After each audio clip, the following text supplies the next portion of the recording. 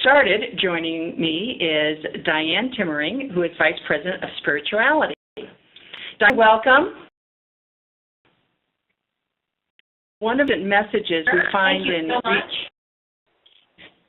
Thanks, Dianne. Glad to have you. One of the consistent messages we find in research and literature is the need for leaders to have courage and perseverance. Can you get started this afternoon by telling us about some of your experience with this whole idea of courage or perseverance? What situation? Sure. Story. Well, again, it's lovely to be with everyone, and here we are with the Department of Spirituality. We've come far as a team, and we've built together the largest for-profit spirituality division in the nation.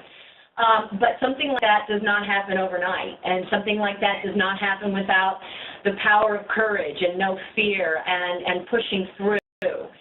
So I guess that really the earliest genesis, Jen, was Joe and I we wanted a department. We weren't a pillar at the time, but we wanted a department where spirituality could be accessed by all of our folks, not just the residents, but also our family members, our stakeholders, our frontline team.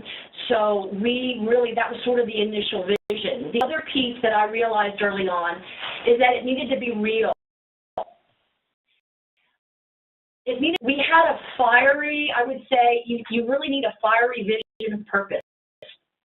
And that's definitely what we had, and that's something that we cultivated early, and you've got to have the passion for it. But you also have to have certain tenets around it. For example, I knew it needed to be real. I knew it needed to be interfaith. But it did not need to be watered down. If someone who was Orthodox Jewish or a Free Will Baptist, they got to embrace who they were in their faith tradition. So it was building it around that, the power of really embracing the essence of the divine within and not having to leave the spiritual skin at the door. But with that, it's interfaith model, so it also was a model where it could not be, there was no converting, no someone trying to get you to feel or be another faith tradition. So these early tenets were very, very important in developing that. The other component was unconditional love.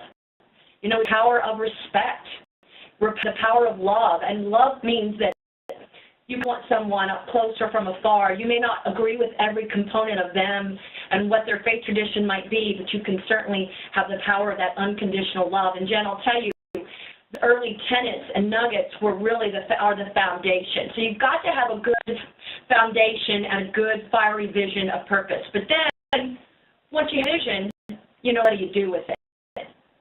You want me to talk about that? And talk about it, too, some of the barriers. So I hear the strong conviction you really have to know what you want and that vision. I like the fiery part of it as well.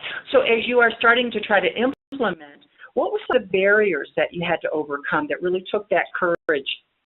Yeah, great question. So what happened? I started going in, we were about 55 facilities at the time, and I started traveling Kentucky and Tennessee and going in and selling this vision, right? It was really a paradigm shift in the way I was proposing, a paradigm shift in how care was delivered, because it was clinical, it was therapy, but it was also that spiritual component. So I would go in and work with the administrators and talk to department heads and try to sell this vision. But I realized as I was on the road, I needed more than just a vision. I needed a tool set, right? I needed a process owner. And so the vision of the chaplain manifested. And this is a true story. So courage is around an opportunity. So you have to take an opportunity, whether it's a good or bad opportunity, you want to take it. So I was at a facility in Lexington, and there was a department head who was very severely just so sad, and I was aware of it, and we had an encounter later that afternoon, and she told me that she had planned on committing suicide, taking her life that night. And so the good is that an NP and the administrator and I were able to get her the help she needed that night and actually had her admitted into a hospital that evening. I thought to myself, well, that's just a week or 2 weeks. What do we do afterwards? So I actually called John Harrison, our CFO, and I said, John, I have a situation here, and I would really like you to help me to test pilot a chaplain, part-time chaplain, at this facility, and that way we can not only meet the needs of the other stakeholders, but we can help nourish this desperately sad, precious woman to sort of emotional, spiritual health. And John said yes. And I had already talked to Joe about it, and that is the beginning of, that was the opportunity, and I didn't shy away from it. It was a really tough situation. And what that started, that really started the part-time chaplain pilot. So that was very powerful. But once you get the chaplain in the building, then you have to have a system around it. I love what Deming and Drucker say. Those great business frameworks about you need an appreciation for a system. So we had to start understanding the language of healthcare. I needed not just a vision at this point. I needed systemic, process-driven opportunities for Jessie to have good counters with the stakeholders, to partner with clinical, to possibly care plan and intervention. My opposition really came from my intent, and my vision. The other thing I'll tell you, team, is that when you have a vision, you can't back down from it. You know how you're going to get something into the end zone. I knew I needed a full-time chaplain army, but a full-time chaplain in every facility is what? It's an FTE. So, I got a first couple of, huge wins, and we started piloting the chaplain program. We started to we're a for-profit company, so there would be an outcome component to it, right? That putting that framework around it and putting some evidence-based modeling around it started to show some of the regional support and some of the regional RVPs that it did have on retention or impact on the physical outcome of the resident if you pray over a pressure sore, or even the psychosocial, right? Depression, anxiety, some of those other deleterious things that we. But there was a lot there was an incredible amount of opposition, and I had, it was, and the other thing is opposition, though, I will tell you, the opposition by the RVPs, which I totally understand, because here I'm asking for an FTE. It was like the best thing, Jen, that happened. It forced me, to build frameworks and to learn the language of long-term care, because in doing that, I was able to build the frameworks, build the modeling, start to develop what my team needed to be successful in the facility and have the greatest outcomes with clinical, with therapy, with social services. So just say embracing opposition, which is hard. I would go in. The other thing is that you got to be fearless. I remember I've been a consultant my whole life, and I went into the facilities. Of course, I had God on my side, so if He's with you, right, who could be against you? But I would go in, and I knew there was opposition, whether it was on regional level or even at the facility level. It's not that anybody pushed her, it was just a change. This is real change management, right? So you're going to get this natural opposition, which, again, opposition, there is good opposition, and this was good opposition. But I remember walking into a facility, Jen, one time and saying, this is a tough sell, and I'm going to push hard, God, and I have no fear. But if it's my job today, make sure you have a job for me tomorrow. So it was that kind of, now, I'm not advocating that for anyone, but that's just sort of this crazy mentality I had, knowing what we were doing, what this thing we were building, Joe and John and what we were beginning to build really was going to be powerful. I just had such conviction of heart. So I think, team, when you have that conviction of heart, you know that you can cross the threshold and have no fear because it's the right thing. And it will take root, right? It will kindle.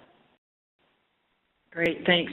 I'm hearing all sorts of recommendations, Dianne. First of all, great story, and that having to have conviction, don't shy away from obstacles.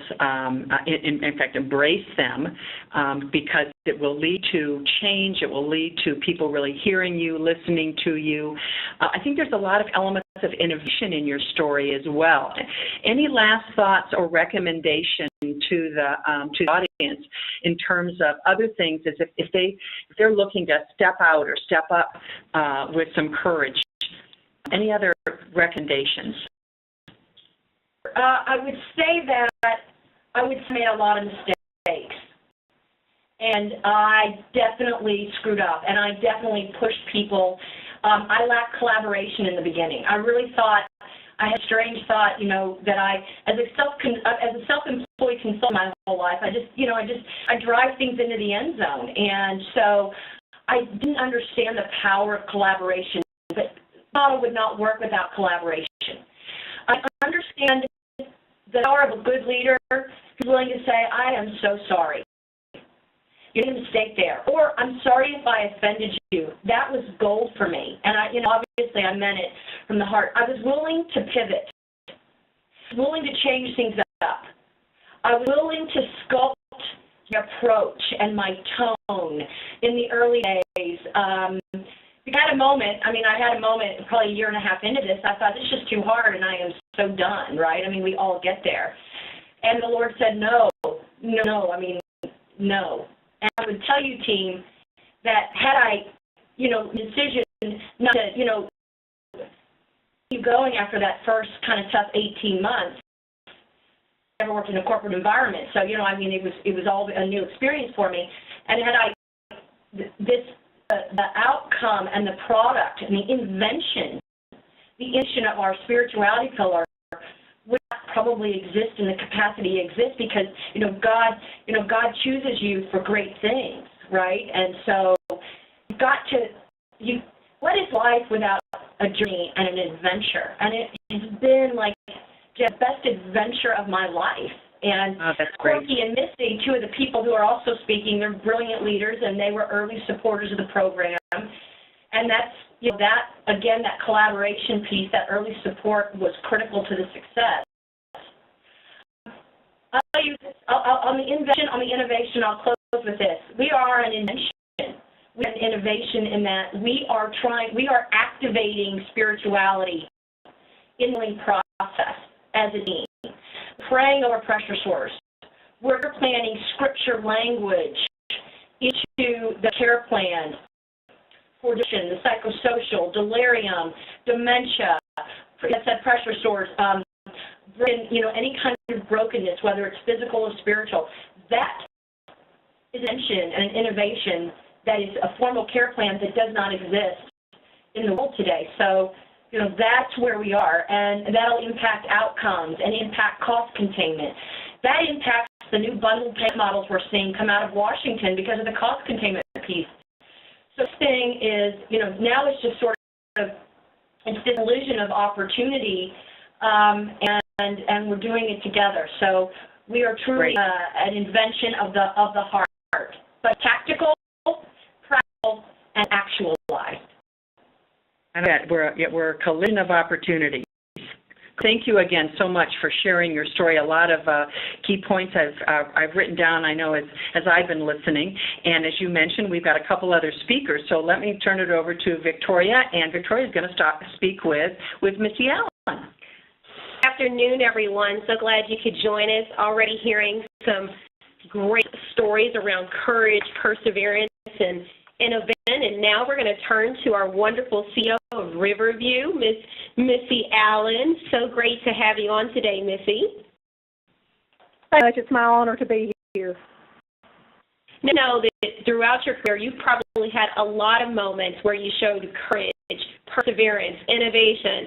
But I think we have a story that you're going to share with us today where you kind of see all of that come to light. And at the time, how about you just take it away with your story? Okay. Last week when I started thinking about this, I was like, there are so many stories that I could probably tell, but probably our most recent journey leading up to some of the things we've been able to do in the past 2 years are probably the most interesting to folks, I guess, if it would be, if folks find these interesting. And I want to preface everything I say just 2 points. One, I consider my job a ministry. And secondly, I feel like I have arguably the best team surrounding me, from plant ops to quality of life to dietary to nursing and all in between. I don't think any CEO can do a job without having good people around them, folks who are always willing, always thinking of things for us to do. And I guess I would back up a few years. When we first started our journey with the Eden Alternative, we were all excited we were going to do it all now. Quickly, you can't do that. We backed up and started looking at what do we need to do first, starting with training and continual training being the key. And I always ask my folks, heaven forbid you had to come to Riverview because of an accident, a stroke, whatever, things happen. Would you be willing to care and live? If you can't say yes to that, and what do we need to do to change that so that you would be able to say, yeah, that wouldn't be too bad. I think I could do that. I think I would enjoy that. So that started us on our journey of really looking at what unique, creative things can we do. Our building is almost 40 years old, so we have to get creative with the space we have. I've been in long-term care since 1984. It's changed, since 1984. We didn't have this technology. We didn't have Wi-Fi. We didn't have laptops. I'm aging myself, but we can see how much things changed and grown.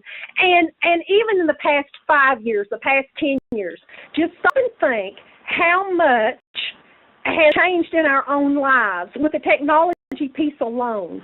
So how much more is it going to change over the next 5, 10 years? And what do we need to do to position ourselves in our market to be able to care for those folks that will be needing our services? We started looking at that, and that's one reason I love the Eden journey, because it is the journey. I told our folks, this will be growing and changing and thriving when I'm dead and gone, because we as people are always growing and changing. There's so much that is happening every day. So as we started looking at, again, the technology, we're seeing more and more folks come to our home that have, their laptops, have their iPads, and all of these things. And I was so thankful to our IT department because they helped me as we started looking at Mugsy Cafe. I started out with I wanted to do an internet cafe thing, and we just started looking at what would our elders want. What can we do for our community? We have our neighborhoods, so as we look at our community, and then even the greater community, out in the community, to bring those people in, to see that long-term care is changing, to try to erase that stigma that's out there that a nursing home is a place you go to die. It's a place you go to live. Every day be the most awesome day it can be, no matter what, where you are in life. You are here for short-term rehab, if you're here for, for the remainder of your life, because that's where you want to be.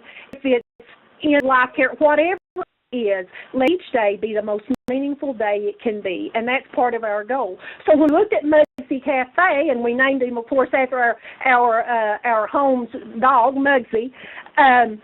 We started looking at internet access and then tying that in, because we have elders here that are not tech-savvy, and letting a therapy department work with them to teach them social media. We have several now that come into the cafe and will get online and watch YouTube or email friends or get on Facebook or any of those types of things.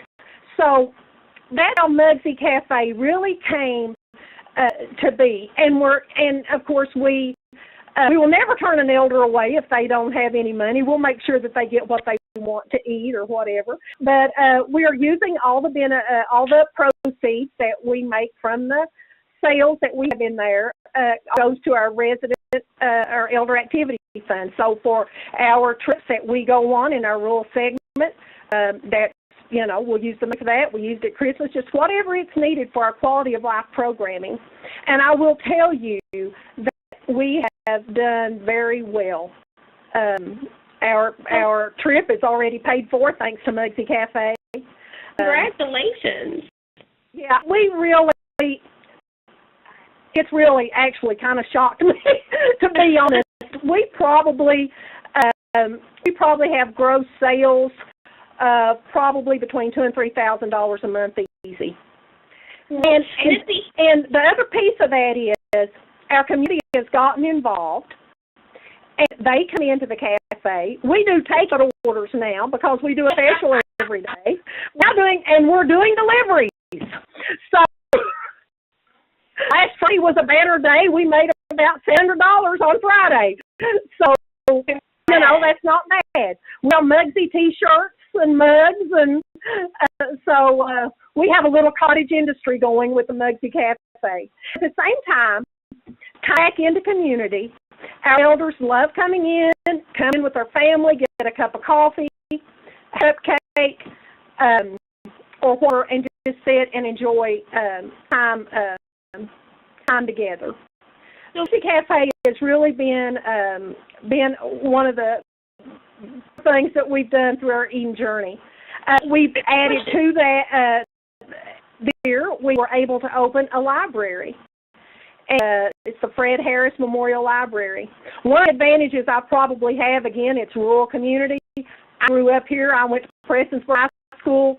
I am now taking care of family members of people that I graduated with. And one of the ladies that I went to high school with, her dad was here. She is now the head librarian at the local college, and she wanted to help us have a library. And I apologize, I don't have pictures of it, but it's phenomenal. She's got, everything cataloged. You can go online and look at what books we have available. And you can go to our website, riverviewhealthcarecenter.com, and we have our own icon for the library. It has been also a huge success.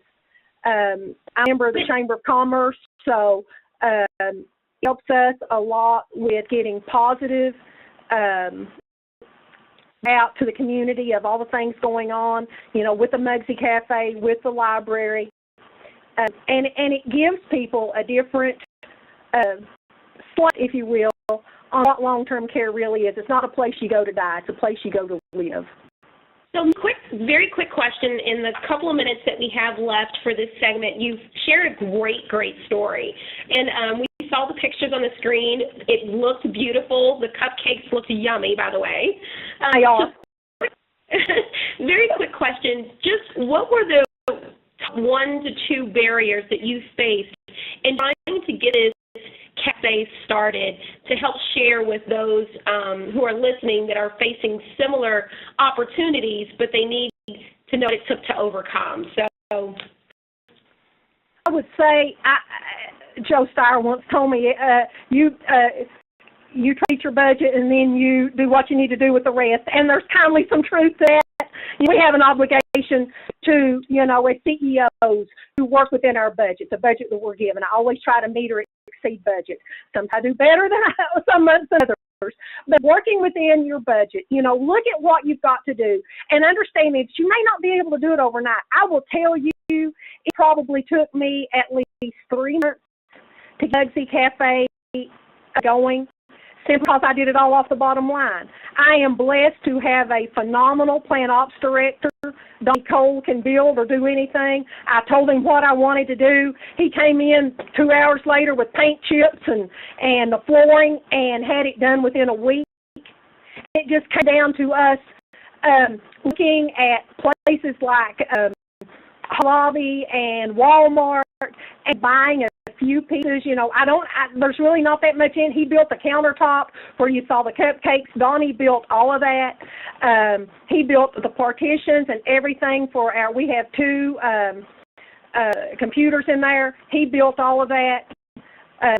So, just piecemealing, for lack of a better way of saying it, and taking your time and having a plan and understanding that it might get done yesterday. You've got a plan and you're moving toward that plan, and you're still working within your budget, and you get it done. That has worked for us in the library and with Mugsy Cafe, and actually Mugsy Cafe helped us do the library. Well, it sounds like you had some great teamwork there, which was a blessing to get this going, and you had great opportunities to work with the community to get the results that you were looking for. So all around win, it sounds like, and we are so appreciative for you sharing that story. We do have one more speaker that is going to share a story of courage, perseverance, and innovation, like Dianne and Missy has already given us. So turn it back over to Jen to introduce our last speaker. Thanks, Victoria. I'm pleased to introduce you to Corey Rodman. She has been with Signature for a very long time, is very well known, and she right now is working on special projects. So, Corky, talk to us a little bit about some of your thoughts, I know, just in general, about this whole idea of courage and perseverance and how that really impacts us as leaders.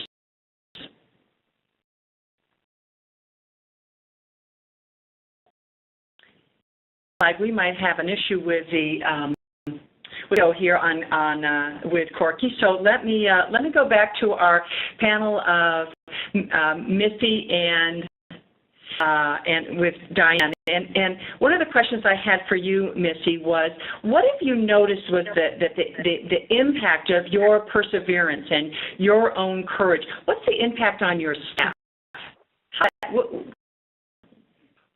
There as a result of kind of being that example of a courageous, persistent leader? We all help each other to be, they are great sounding boards and give us great ideas. And I think when our stakeholders see us doing these things, and especially as we're on our Eden journey. I've had several, I had a CNA come to me last week. We were training session together, and he had an idea.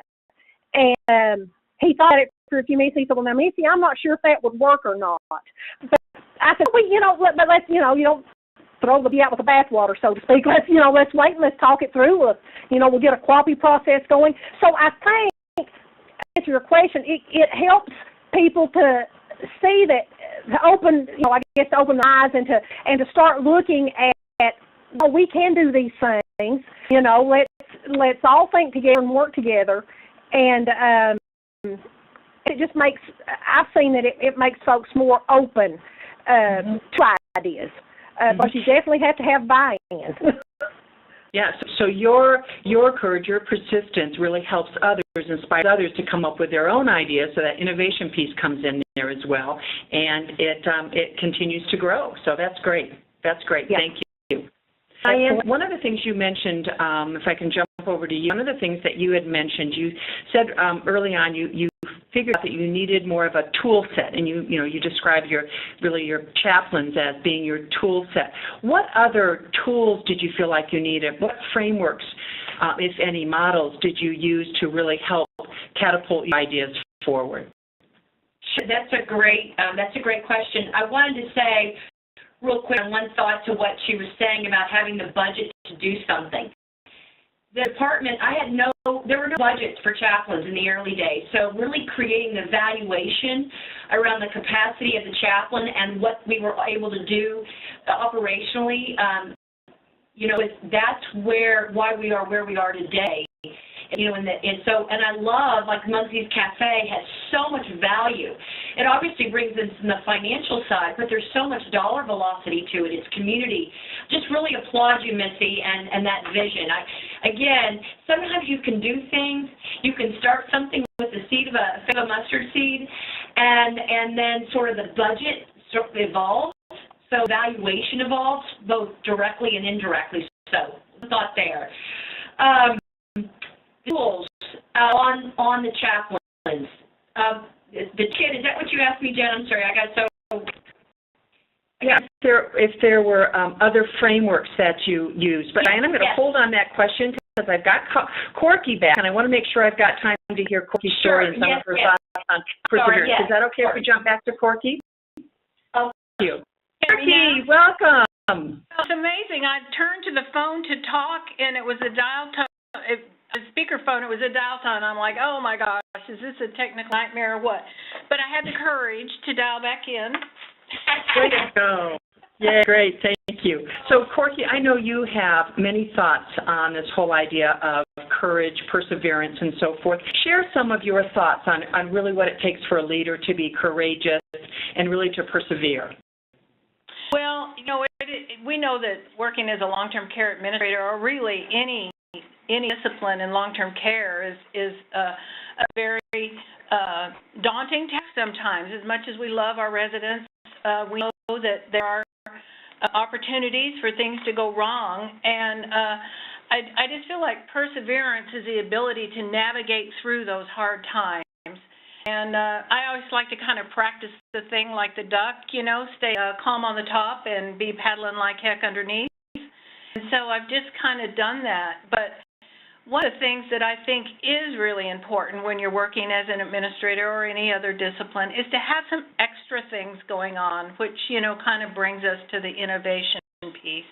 And I guess maybe I have a couple of innovation stories, but I guess the one that makes me smile the most is Learning Center here.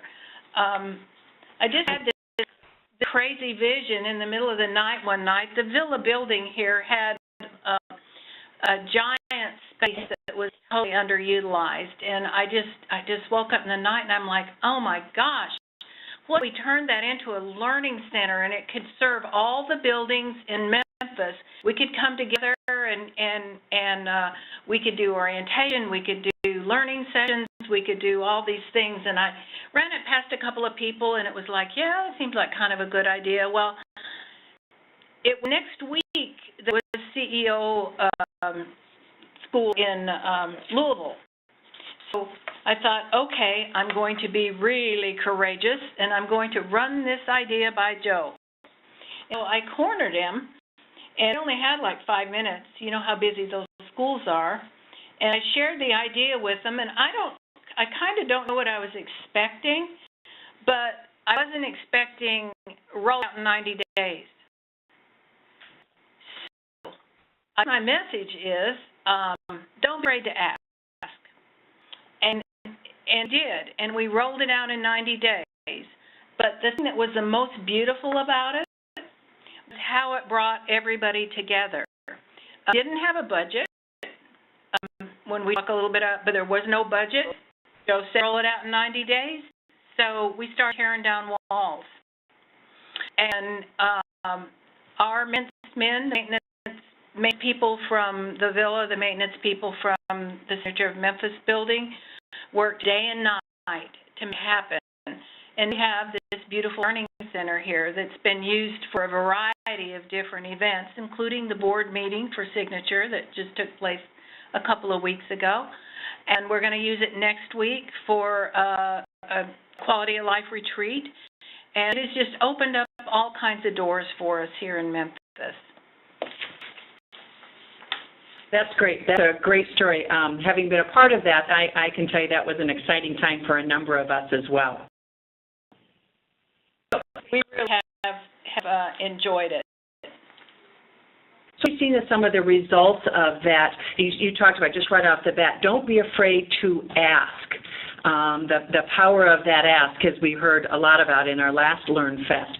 So once you made that ask, once you made the commitment to go forward, what have you seen as some of the results of your vision of this learning center? Well, it's really obvious, like we're not crammed in a little corner for doing things anymore. We have a lot of space. We have real learning space. We actually have a classroom with a mannequin in it, and where we can teach trait care, and it really is almost like a school up there.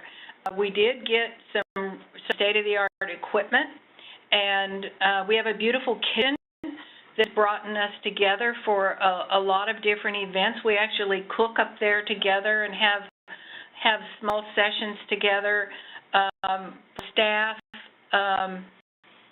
kinds of want to reward employees. We bring them to the Learning Center. We bring them into the kitchen. We do things with them and for them. It's opened up a whole multitude of opportunities for us here. I like that, and I heard the same thing from Missy as well, and I think from Dianne, in that, you know, one drop in the water tends to have these rippling effects. So like Mugsy's Cafe led to the library, and you're talking about, you know, it was learning, and yet now it's gotten bigger, and then some these other things that you can do for the community and for your staff. So those are great examples. Thanks. What other suggestions, Corky, do you have when you think about maybe administrators who are struggling with either getting that courage, or they're struggling with a particular challenge? What other suggestions do you have them to build for them to build their courage, to build their perseverance? Well, I think you just have to find ways to keep passionate about your job. Sometimes that's hard, because sometimes we just get so overwhelmed with the daily tasks, with the emails, that one more email that comes and says you have another project, and it's really easy to get just inundated with just things to do. And I just think when you get to that corner, when you feel like that, then you need to get up and go out of your office and go be with the residents for a while, kind of get yourself recentered so that we remind ourselves why we're here, why we do what we do. A big thing for me has always been to get involved with the Quality of Life department. And I don't mean stand in the door and watch what's going on. I mean get involved with what's going on with Quality of Life. That department is very small. They have a daunting job of trying to meet the needs of 100 or 140 or 20 or however many people you have in your building, and it's impossible for them to do it alone. It really takes all of us to become mini quality of life leaders to help with that. That's one of the things that will lift you up faster than anything. Being involved, you know, wearing that shirt, wearing that hat, dancing that dance, you know, playing that drum, doing whatever it takes. Amazing what it does for your spirit, and it really gives you enough courage to go back into your office and the next project that you have to do. Great ideas. This whole session has been, I'm just taking notes like crazy here, all sorts of good ideas to help us build our courage, build our perseverance, and as a result, really be innovative. So let me open the lines for questions. I want to tell folks how they can ask questions. I've got a few that I will ask the panel, but if we also want to open it for Q&A at this point, that will work too. Sure. If you go to the top of your screen over to the right-hand side, there's going to be an icon that says chat. If you take your mouse and click on the icon, it becomes blue. And right underneath where you had seen earlier the images of Dianne and Missy, you're going to see a box that opens up, and it's going to say Send To. Right underneath that Send To, it's going to have an open field, and I'm going to type in the word hello now to you all, and you will see that develop there. And then you can go ahead and just click the Send button, and that's where the questions will appear. I will read them aloud, and then we'll go ahead and get them answered. If you could maybe put the person's name before the question, so if the question is posed to Dianne or Missy or Corky specifically, please make sure that you include their names so that we know who to direct the question at. Thanks, Sarah. And I'm going to go back to you with my previous question. Thanks for your patience. Sure. And my question was, you had talked about your chaplains being a tool set, that you needed a tool set to make your vision come true. But I'm wondering if there were other frameworks or other models that also helped you take it from a vision to reality. Yeah, that's a great question, and I would say I definitely embraced the Cotter model. And I honestly learned about the Cotter model, the 8-step process for leading change, after I started, developing the vision, and started, seeing to build the framework around what an actual spirituality department would look like. But the lead change and those 8 steps are really important and really powerful. So CARE definitely. I love Deming, D-E-M-I-N-G. I'm spelling, I know you know it, Jen, just spelling it for the audience in case they don't know. He's got 14 points. But I think it's point number 8, no fear. I just no fear. And let me go back just real quick, too, on that no fear. And as you said, Jen, and Corky, you referenced this as well, when we did Spirit Fest, which we were so honored to do that with you all, it was around the power of the ask. People ask. And the worst thing that can happen is a no. And I got no's for sure, but I just sort of pivoted and dodged and, went another direction so I could get a yes. So, there's a tenacity involved to it as well. So I'm so glad Corky said that. And I'm so glad you referenced that, Jen, about the power of the ask. But I think that goes to Deming's point about no fear. The other model I used is Drucker. I think they were societal theorists with y'all around the same time in the mid-1950s, and Drucker, one framework, it was management by objective. And going to one of those first CEO schools in the early days really, really helped definitely catapult the department into its you can have an idea and you can have a vision and you can do, all these things, but it's like if you don't build the scaffold, it just can't exist. And the bigger we got and the more lives we tried to change and the more partnerships we tried to build with clinical therapy, I would my team down, and I have the best team, by the way, on the planet today, and I love you guys, many of you are on. You let them down because they can't operate. They do what some of our vision was without that scaffolding. So I would say management by objective, Dirk for sure, Deming, again, no fear, very powerful, and Cotter, just to name 3. And I like that idea of building upon a structure or foundation. So thanks for sharing that. Corey, I want to bounce back over to you. You had shared a story with me about your daughter and how she really helped you get through a very disappointing or a time that was really struggling. And I know we all have those. We can almost, almost life-altering type of disappointments or things that are going well or things that we're really struggling with. So how do you pick yourself up by the bootstraps and just keep going?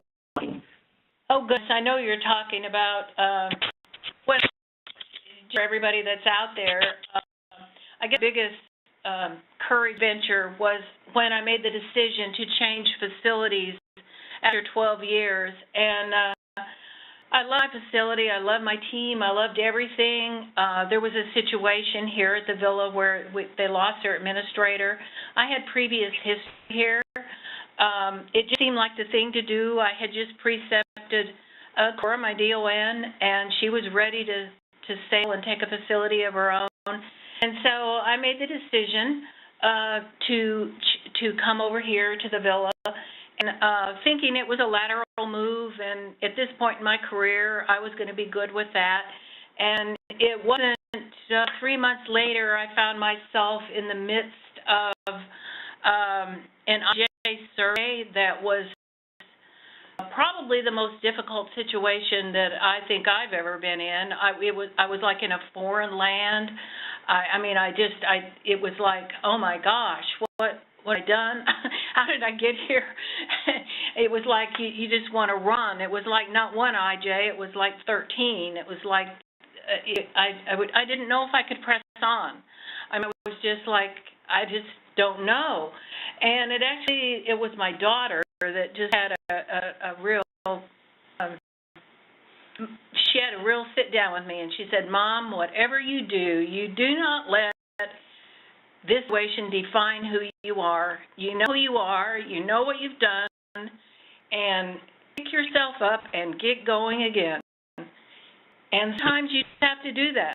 Sometimes you just have to pick yourself up and say, get going again. And that's exactly what I did, and it really did help. And you never know who might give you that little push back into courage, or who might give you that word of encouragement. It may be somebody at work.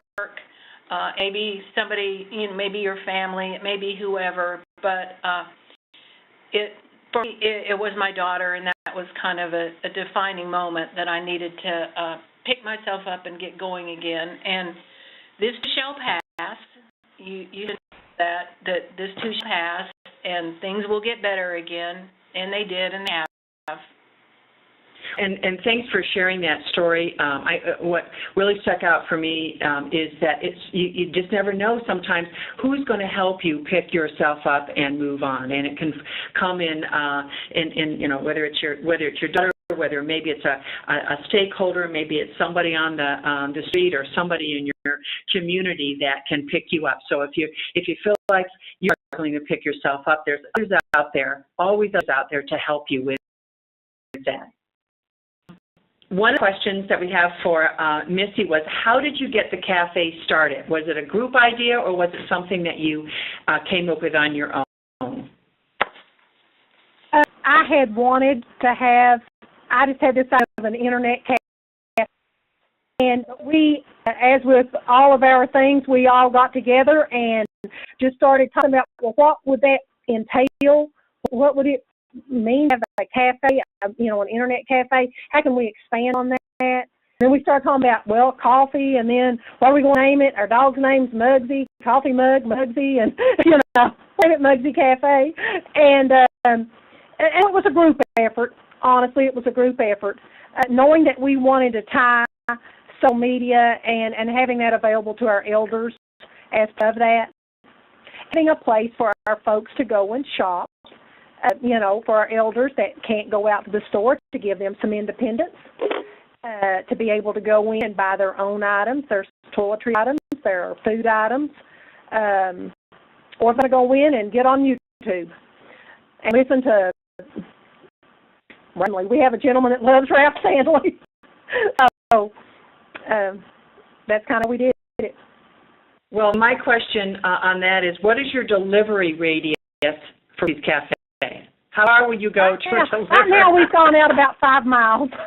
Oh, shucks. I think we're a little bit further here in Louisville than 5 miles out. Oh, sorry. Thanks so much. Yeah, the local school is outside town, Prestonsburg Grade School, and it was worth the trip because we were getting orders for Muggsy Burgers. We do Muggsy Burgers on Friday, and we're taking as high as 30 orders at $1 a piece. Do it all day. So. Wonderful. Dianne, I have a question for you, and I think we're just about ready to wrap up. So one last question. What are some ideas that you can provide for increasing engagement of stakeholders? Increase stakeholders? But I think one of the biggest things I saw when I was new to long-term care is I think there's a simplicity to it and a beauty to it about the power of listening and the power of being present.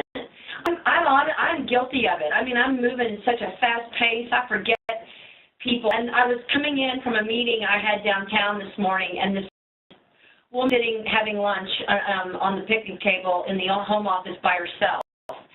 Stopped, and I stood, and I waved to her, and we had a great encounter. And the power of being present, the power of listening, even the power of a silent swishing prayer over someone, you just don't know how that buoys someone, and that does empower up engagement too, because it's the power of caring, and that's what we don't do enough. Also, Jen, I would say, is real honest feedback, the critical conversation. We don't do honest, caring, good feedback enough, I think, and I think those are some of the Q12 that we see on the Gallup, but I think those are things that I see that some of that just communication piece can drive engagement to a whole new level of heart-to-heart, the heart-to connection. Great. So very much. This has just been so, I know, eye-opening for me, lots of new ideas, tons of notes, tons of bullet points that I've written down for myself, and we'll definitely share those in our wrap-up this afternoon. As we close here, I want to encourage anybody who is listening to join us at the Best Practices Expo. So take some of these best practices and just build upon them. We have individuals on quality of life, from the compassion from individuals to talk about retention, safety, employee engagement, all sorts of different ideas out there. MDS, please go out, join in the fun, get involved if you're there. Don't just be a lurker, get involved, participate, share some of your ideas, and chat with those that are stopping as well.